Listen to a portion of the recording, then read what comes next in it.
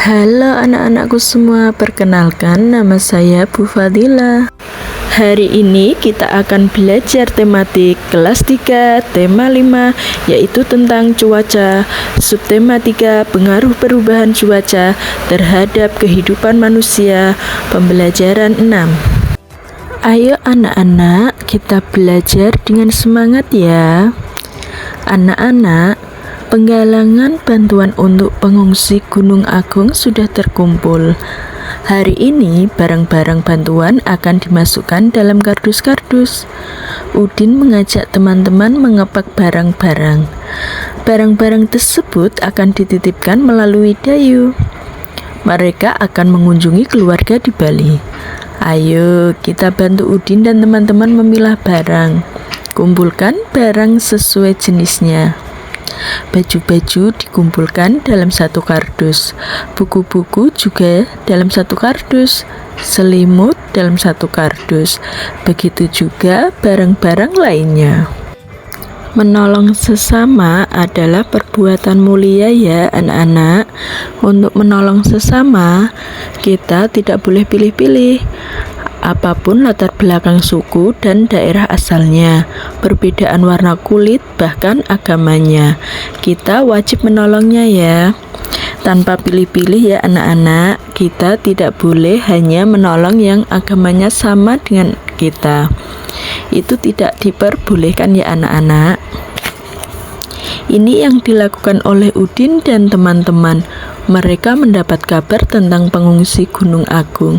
Mereka segera bergerak menghimpun bantuan. Apakah anak-anak pernah menunjukkan sikap menolong selama ini? Saya harap anak-anak pernah ya.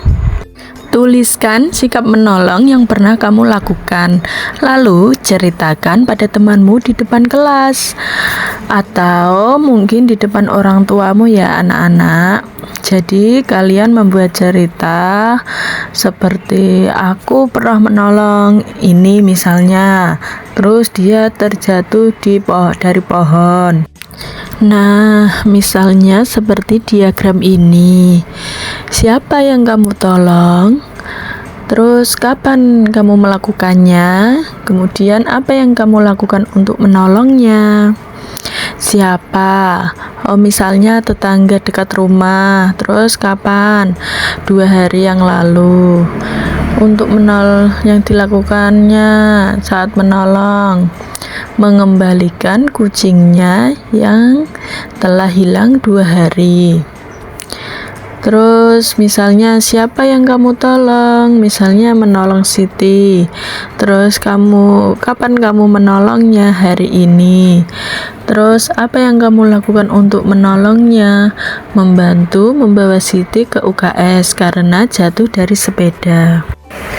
Dayu akan membawa bantuan teman-teman SD Nusantara. Ayah akan mengendarai mobil ke Bali. Dibutuhkan waktu 48 jam perjalanan ke Bali dari Jakarta. Yuk kita temani Dayu selama perjalanan ke Bali. Nah, di sini selama perjalanan Dayu ini belajar anak-anak. Nah, di sini ada soal matematika tentang pecahan. Ibu membawa melon untuk bekal di jalan. Melon dipotong menjadi 8 bagian. Dayu makan 2/8 bagian melon. Ayah makan 3/8 bagian melon. Berapa jumlah melon yang telah dimakan ayah dan Dayu? Nah, berarti kita jumlahkan. Tadi Dayu 2/8, lalu ayah 3/8. Karena penyebutnya sudah sama-sama 8, jadi kita jumlahkan saja pembilangnya, yaitu 2 tambah 3. Berapa? Iya, ada 5, berarti 5/8 bagian. Jadi jumlah melon yang telah dimakan ayah dan Dayu ada 5/8 bagian. Soal berikutnya yang dipelajari oleh Dayu. Selama perjalanan, Dayu tak henti makan kue lapis. 1 loyang kue lapis dipotong menjadi 12 bagian. Dayu makan 4/12 bagian kue lapis. Ibu makan 2/12 bagian kue lapis. Berapa bagian kue yang telah dimakan Ibu dan Dayu?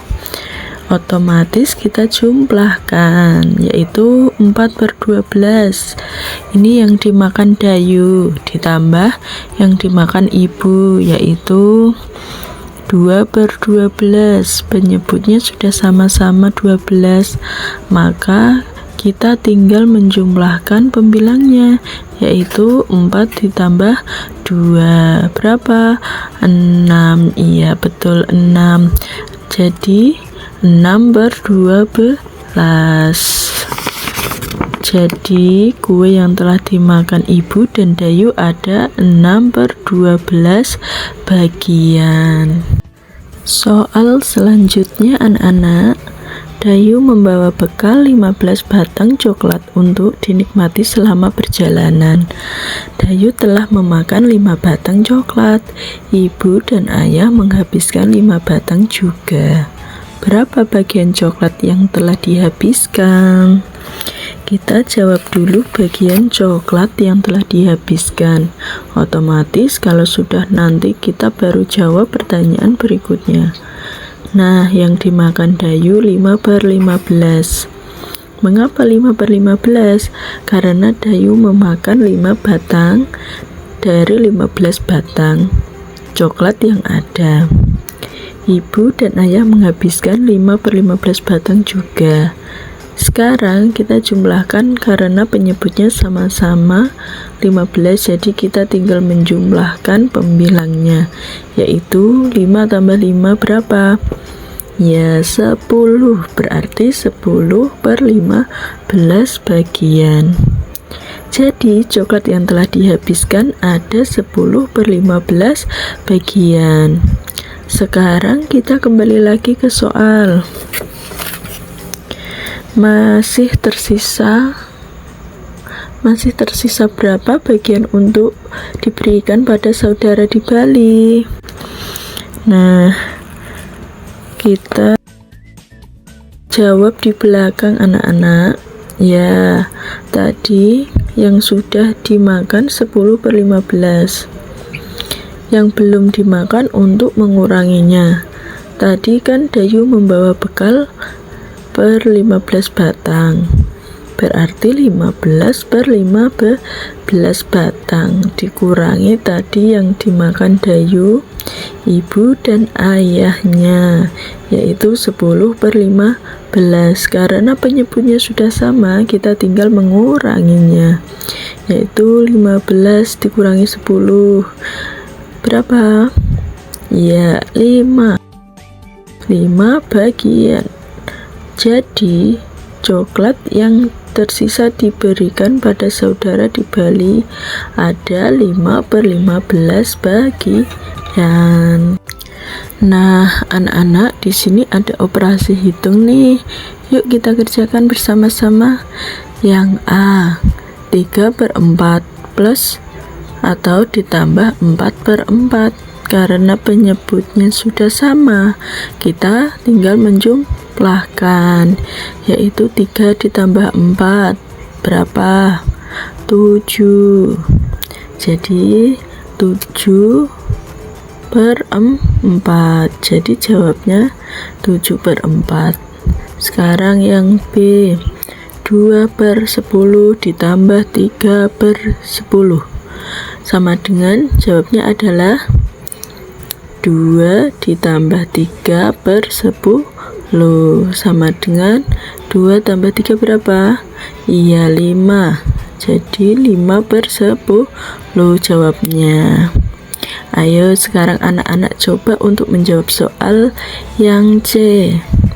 1/5 ditambah 4/5 berapa? Iya betul, 1 ditambah 4/5 berarti berapa? Sama dengan 1 tambah 4 berapa? 5. Berarti 5/5. Sebenarnya kalau pembilang dan penyebut sama, 5/5 itu artinya 1 anak-anak. Siti dan teman-teman menitipkan barang bantuan untuk warga Bali. Mereka juga menitipkan surat untuk Komang, sepupu Dayu. Nah, ini suratnya dari Beni dan teman-temannya untuk Komang. Nah, untuk Komang di Bali, yuk kita baca ya. Halo Komang, salam kenal. Bagaimana kabarmu dan pengungsi di Bali? Semoga makin membaik ya. Kami di SD Nusantara telah mengumpulkan sejumlah bantuan. Ada pakaian, makanan, selimut, dan perlengkapan sekolah. Kami harap bantuan ini dapat meringankan teman-teman di pengungsian. Cuaca memang akhir-akhir ini mudah sekali berubah. Terkadang pagi hari cerah, matahari bersinar hingga siang. Akan tetapi saat sore cuaca berubah menjadi hujan deras. Semoga kondisi tubuh kita tetap terjaga. Sudah dulu ya Komang, kami harap Komang dan para pengungsi dapat menerima bantuan ini. Salam untuk teman-teman di Bali, dari sahabatmu. Nah, ini tadi surat dari Beni dan teman-temannya untuk Komang. Anak-anak, coba lihat di sini di surat Beni kepada Komang ini ada kata yang dicetak berwarna merah. Ada kata apa aja?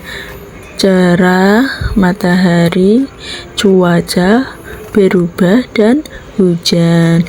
Nah, ini adalah kata-kata yang berhubungan dengan cuaca. Sekarang temukan kata-kata yang berhubungan dengan cuaca dalam surat di atas. Nah, tadi ada kata apa saja? Yaitu cerah, berubah, matahari, cuaca, dan hujan.